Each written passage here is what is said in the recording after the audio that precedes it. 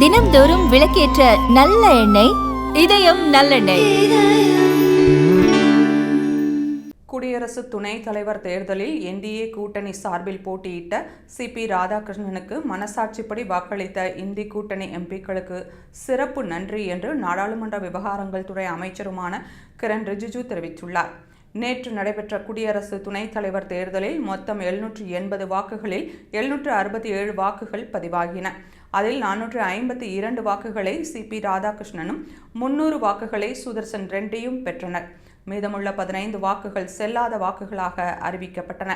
நேற்று மாலை 5 மணிக்கு தேர்தல் முடிவடைந்ததும் காங்கிரஸ் செய்தித் தொடர்பு பொதுச் செயலாளர் ஜெயராம் ரமேஷ் வெளியிட்ட அறிக்கையில், குடியரசு துணைத் தலைவர் தேர்தலுக்கான வாக்குப்பதிவு முடிந்தது.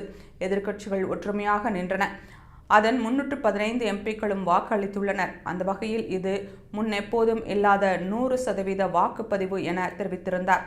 ஆனால் சுதர்சன் ரெட்டி 300 வாக்குகளை மட்டுமே பெற்றுள்ளதால் இந்தி கூட்டணி எம்பிக்கள் சிலர் அவருக்கு ஆதரவாக வாக்களிக்கவில்லை என்பது உறுதியாக உள்ளது. அதிலும் சில எம்பிக்கள் செல்லாத வாக்குகளாக அளித்துள்ளனர். இது என்டிஏ கூட்டணிக்கு மறைமுக ஆதரவாகவே மாறியது.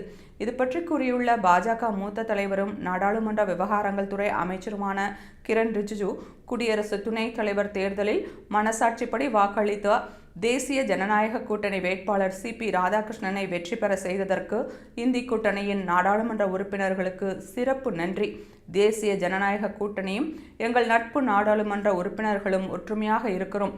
இந்தியாவின் புதிய குடியரசு துணைத் தலைவராக பணிவான, திறமையான, உண்மையான தேசபக்தரை தேர்ந்தெடுத்ததற்கு அனைவருக்கும் வாழ்த்துக்கள் என குறிப்பிட்டுள்ளார்.